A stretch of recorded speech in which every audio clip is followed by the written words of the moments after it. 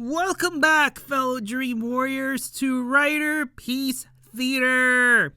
Me, Alistair Dayhawk, and tonight, me proud to present Kamen Rider Zeztz, episode 24. So our story begins with this mother-daughter reunion. The crazy lady pulled a Darth Vader on them, saying that I am your mama.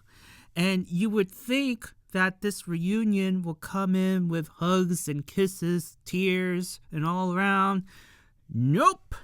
Because the crazy lady, as crazy as she is, she approached Nem and grabs her on her face, as you could see in this picture here, and tells her directly that, yes, my child, no, this is not a dream.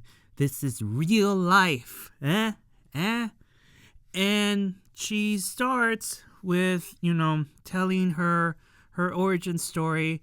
And she begins with, I used to be a former agent of code. I am, former agent number 2. So she is agent 2. And she is telling them that for 20 years, I have been living in hell. Because for X amount of years, nightmares have tormented me for so long, and as an after effect of dream learning, she was tormented by the nightmares, bad dreams. And one day when she was pregnant, which by the way we don't know who the papa is, so hopefully we'll find out later, or typical Kamen Rider fashion, they will just try to forget about it and put it under the rug. So she was pregnant with Nem, and then all of a sudden she got attacked by a random nightmare, and during that exchange, she got hurt, and through that wound, whether it was intentional or not, the nightmare inserted some of its essence into the crazy lady, which of course it went to, the baby. And then crazy lady wakes up, and lo and behold, she already gave birth to Nem. And you would think that she would have gone through, a hospital, pushing, screaming and yelling, and of course, with the birth and whatnot. But no, this was a clean birth. There was no pain involved. Something that all women would want and be envious of with, hey, you gave birth. You didn't experience any pain. You didn't even have to go to the hospital. What the hell? So she gave birth to Nem, and this is where things get really dark for her, because you go to the next scene. She calls Zero, and she is telling him that, look, I cannot complete my missions because I have a baby to take care of. Like, how can I do this? Is there someone who can babysit? I mean, I don't know what to do. And Zero says, well, don't worry about it. We will handle the situation. And this causes Crazy Lady to be like, what do you mean by that? And Zero adds, well, the baby has extraordinary powers. She has inherited some of the nightmare's powers, and it needs to be studied. So Zero is treating them as if this is an extraterrestrial that needs to be cut and dissected and that sort of thing. All of a sudden, you see 2 foot soldiers coming in, and one of them politely bows and was about to take the baby away. And this is where Agent 2, Crazy Lady, says, like, okay, here is my papers of I'm resigning. And she shoots both agents and takes the baby away with her. And we get to the next scene where you see her, giving Nem away to the orphanage, the same orphanage that her adopted father adopts her from. And the reason why she gave her up is because she knew that Code will be after her and her baby, and she could not be able to protect her. And of course, she doesn't want them to having the life on the run. And crazy lady, thinking as a mom that she doesn't want that. She much rather have Code go after her than to go after her child. So she figured this is the only way, and also have a better chance at a normal life. And Nem is asking, well, before that, the crazy lady adds that this is the whole reason why I created the secret garden, because I created it for you. I have been watching you ever since I dropped you off from the orphanage. Like, I couldn't interact with you, but at least I was looking after you from afar. And includes the accident that led her to a coma. And now everything makes sense now, because going back a few episodes ago, if you remember, a crazy woman came in disguised as a nurse and does the Jedi mind trick and just takes Nem's body away. And now we know why. Because, Mama took daughter away and took care of her ever since. So Nem asked Mama the very important question. Okay, so if that's the case, how come you haven't come see me in your dreams? And crazy lady says, well, the reason why I didn't come to you in my dreams is because if I fell asleep, then Code would find you. And that's something I would not allow. That's why I haven't slept for many years. So now everything makes sense now. Why she is crazy and likes to kill potted plants is because she hasn't slept in so many years. And now that her daughter has woken up, her final phase of her plan will now begin, which is invade Code's headquarters. Speaking of Code, we go to Emo Alexis Lee, and he is talking to this mysterious man, and he asked him, "So, are you satisfied? Are you satisfied with the monster that you have created, Agent Number 0?" So we see Zero in the flesh now. And finally, we know where Zero is. And I'm like, Zero, you've been in HQ this entire time? Are you for real? After everything that Baku has been through after your robot body got destroyed? What the hell? I mean, seriously, guys, I'm starting to not like Zero ever since Baku had his first meltdown. Like he didn't have a crash out, but he was depressed that, oh, I can't be the agent that you wanted me to be. I don't know what to do. And Zero response was, oh, maybe I placed my fate in you way too much. Maybe I should have found somebody else. I'm like, what a douchebag. Oh, my God, Zero. When Nox destroyed you, I was super happy. But I knew that you were alive somewhere. But I thought that you were in hiding from the crazy lady, but apparently it's not the case at all. But before I start ranting, Zero responds to Emo Alexis saying that it doesn't matter. I mean, he completed his missions, he killed Nox, and he defeated the Nightmare. What more can you ask for? And Emo Alexis asks, okay, that's great, but what happens if he slips away from your control? What would you do then? And Zero responds with, well, we will handle it accordingly. This is where, guys, this is screaming Nox was right all along. Code is a piece of shit company to work for.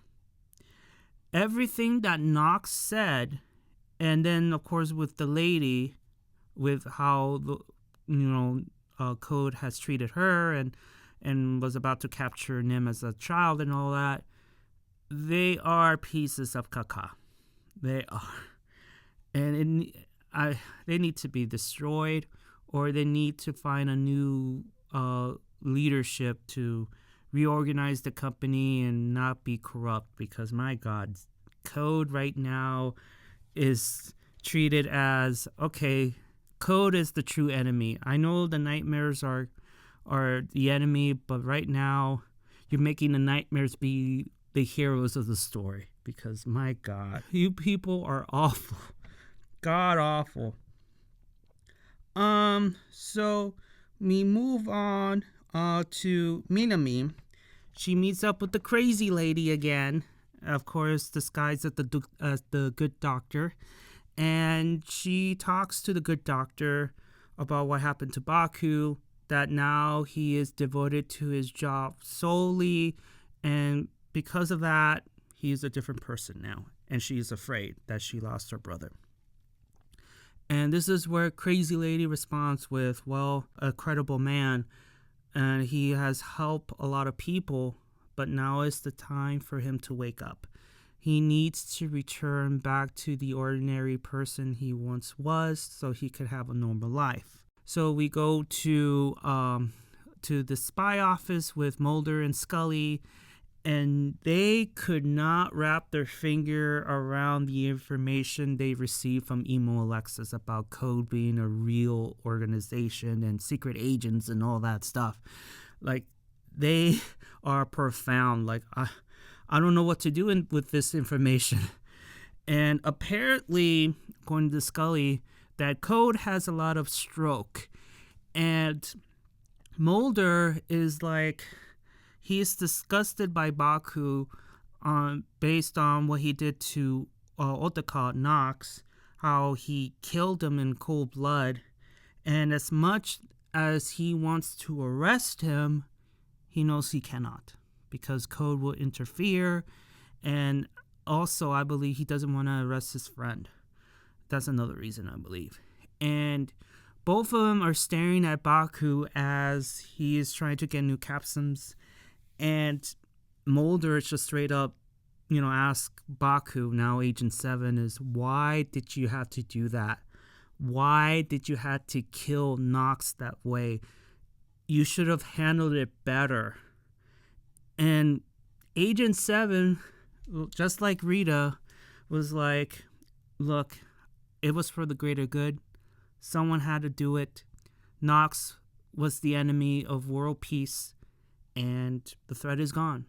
Peace has been restored now. And all's well that ends well, that sort of thing. And Scully is all upset, like, do you have any idea what Code is? Like their morals, what they stand for? Like, do you even know the people you are working for? Because it sounds like to me that these people are willing to discard you the moment you're no longer used to them. And look what happened to Rita. Look what happened to Agent 5. The moment they heard that they died, they just brush it off as if they were nothing. And it's all for, securing world peace and all that. You agents are expendable. And Baku says, well, we all need to be prepared for that to happen. So he doesn't really care if he ends up being expendable or not. Talk about, pro Code, follow their orders, do their missions, and you'll be fine.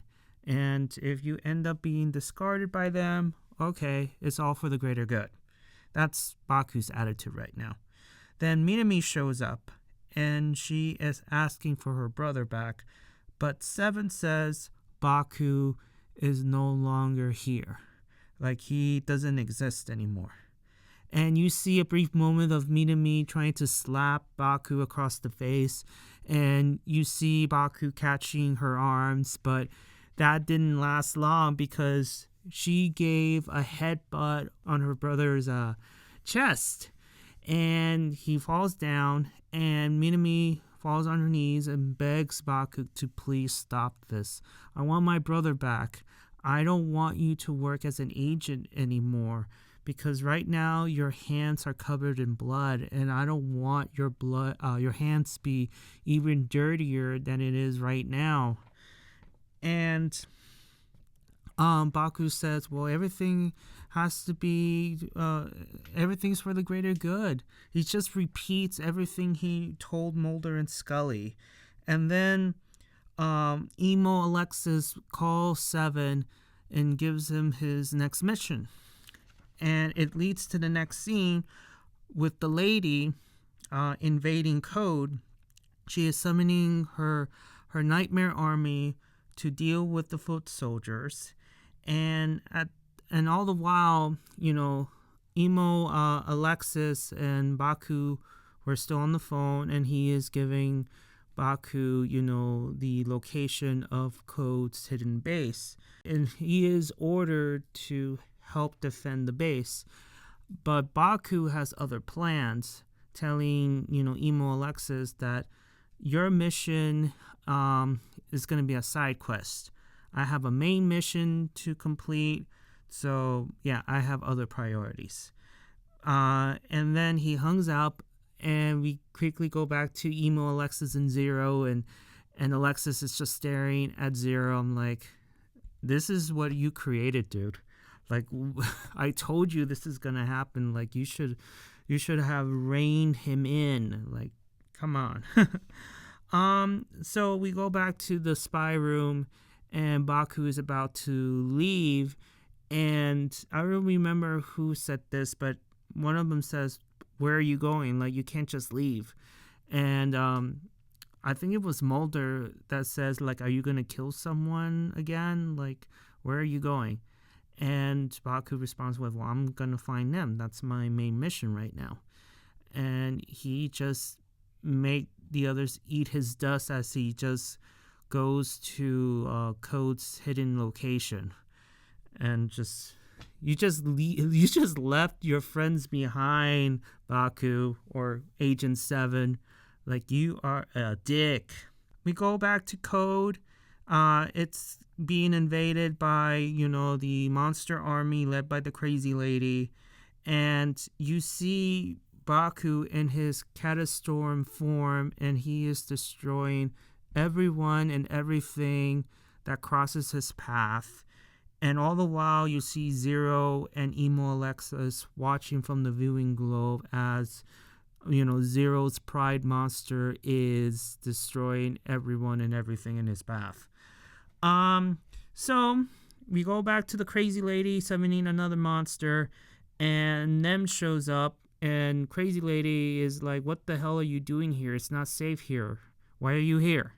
And Nem asks, like, is there any other way of doing whatever it is that you want? Like, this is clearly wrong. Like, is there another way? And crazy lady said, no, this is the only way. And Nem asked, like, what is your perfect world that you've been blabbing all about? Like, what is this? And she responds with, well, my ideal world that I'm trying to create is a world without code and with unbridled freedom. And the scene ends with crazy lady taking them away because it's too dangerous, because if Code were to find out that she's here, then, the prime objective would be trying to find them. So we go to the next scene with Agent 7 still destroying monsters on his way to finding them. And this is a sad scene because as he is destroying monsters left and right, Baku is not approached, but he spots a poor woman holding somebody by the hand, and you see rings. So something tells me this woman is trying to find help for her husband, and she is yelling and screaming for help to somebody to help her. And all Seven does in this scene is he's just stood there And for a moment, it looked like he started to hesitate and he wanted to go attend to her, but he ends up walking away. I'm like, dude, that's cold. You dissed your friends and you dissed someone who needed help. Yeah, 7 has fallen deep to the dark side, because normally a hero will not walk away when someone is in need of help. So we go back to Zero and Emo Alexis, and they spot through the viewing globe that, hey, Nem is in their territory. So this is the opportune moment to capture her. And then we can see a quick scene with Nem. It was a weird scene because last time I checked, didn't the crazy lady try to take Nem away to a place that is safe? But it looked like she ran away from Crazy Mama, and I don't know, this scene was weird. So you see Nem running away from possibly the crazy lady, and we go back to 7 fighting his way to find Nem, and then we quickly go back to Mulder, Scully, and Minami, and they just sat there and just like, I don't know what happened to Baku. Like he is gone, and they just pondered, on Baku and his struggles and all that. So they were in depressed mode. And we go back to the crazy lady. She enters the hangar, and you see she was about to summon another monster, but Nem stops her once again, and she tells Crazy Mama that what you're doing is wrong and it has to be another way. Like, why you had to go through all of this? Why the extreme? Why? And point blank, the crazy lady told her daughter that, yes, my methods are extreme. Yes, you may see me as a villain now, but this whole thing, the reason that I'm doing this is because you have no future as long as Code is still around. I'm doing all of this to protect you because I'm your mama. And Nem just stood there in shock like, oh, I didn't expect an answer like that.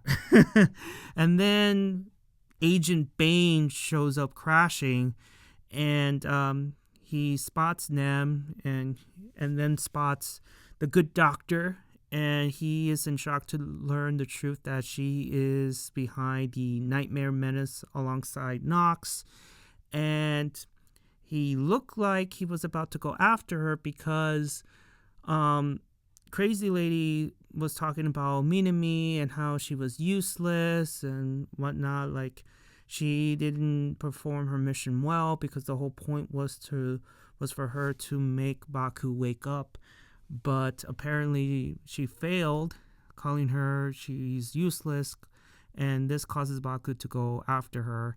But, the monster intervenes, and we have a mini fight between Monster and Crazy Baku, or 7, motionless 7, and he easily destroys the nightmare.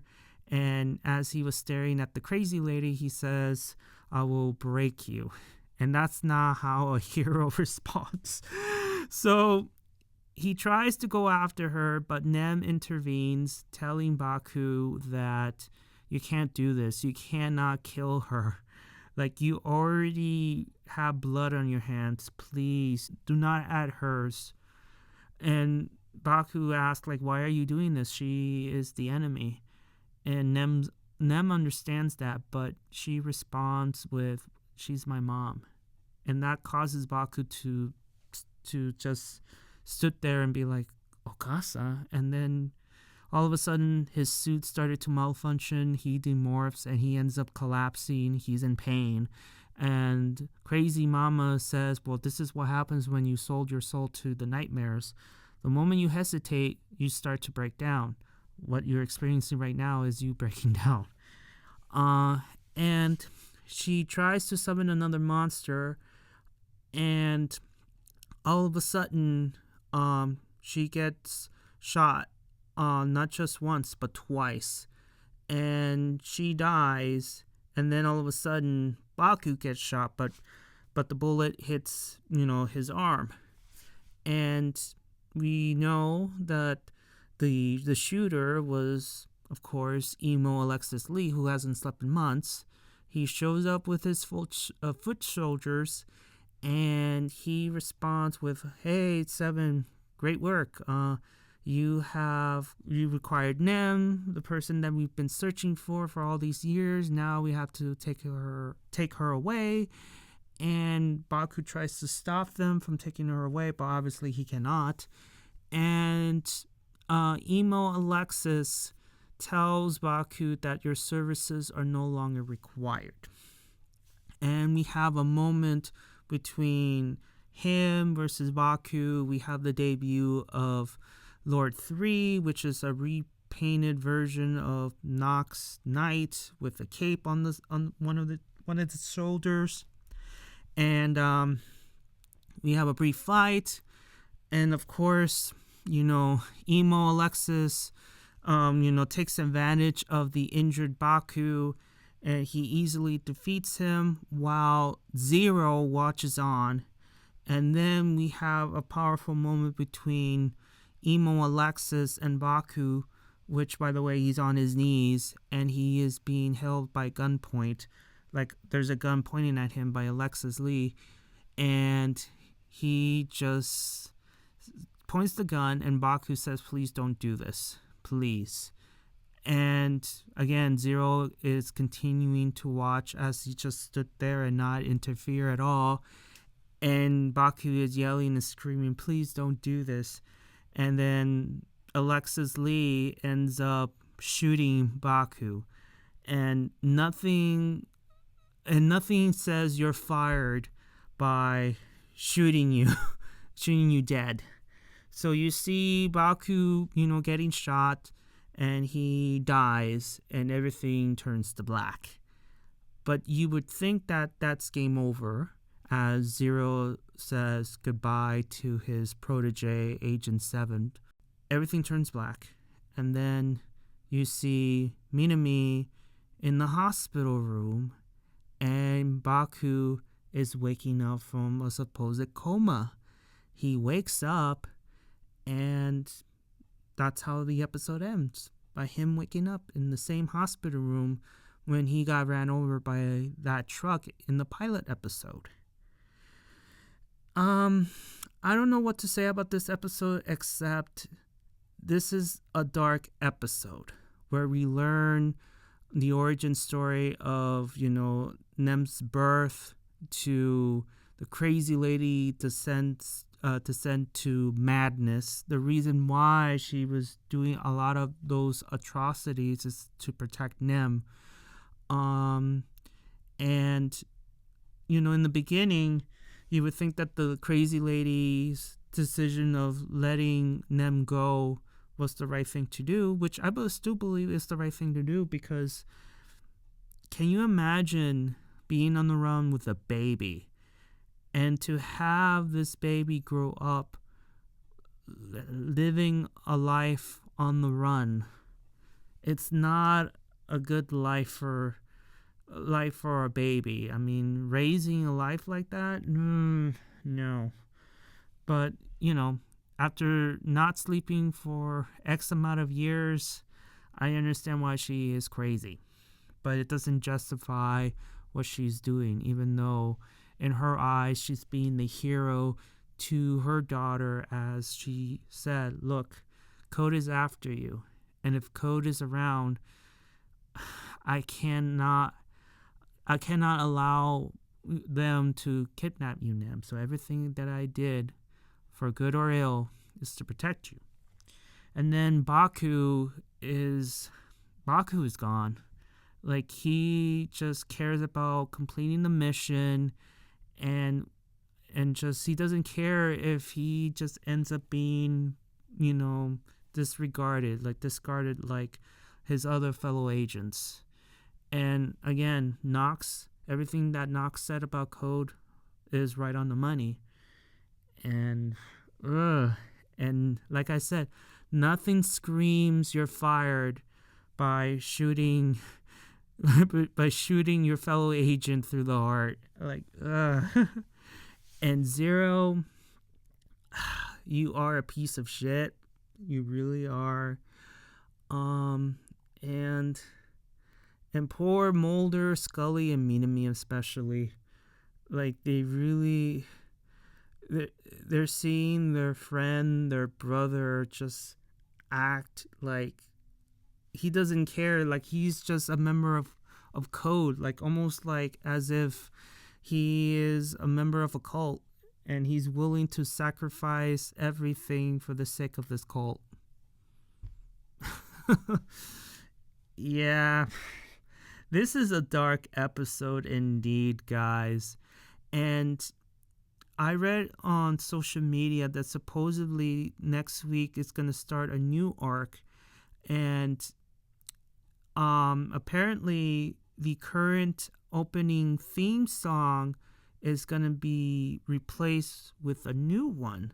So that's something that's never happened before in Kamen Rider, because the music, at least the opening credits, the opening song has always been the same. This time, however, they're going to change it. And I think I read that they're going to use this new song from now on. So say goodbye to this current opening theme song for Zeztz. So it's too bad. It was a good song. So yeah. And Yuya's cop out. Like I told you guys before, when it comes to Kamen Rider and character deaths, they don't stay dead for long. And next week, Rita, Five, and Nox will return. And it's the only way without giving an explanation of how they brought back to life.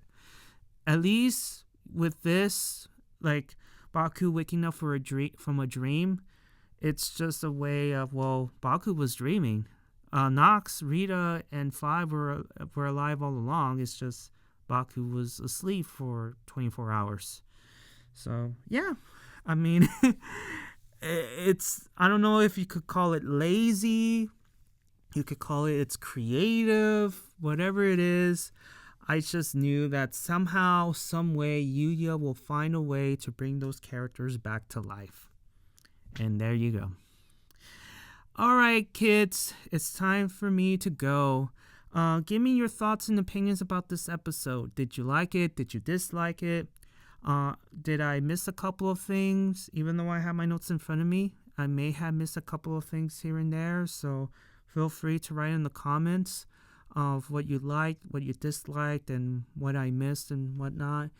And give me your thoughts and opinions about the suit of Lord 3. I mean, to me, it's just another repainted version of Nox Knight. It's just with different colors and a cape and different weaponry. That's it.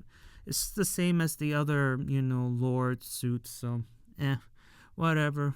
But in any case, thank you so much for listening. And give a like if you like it, and please subscribe. And I will see you all on the other side of Oblivion. We're gonna enter a new era next Sunday. Johnny!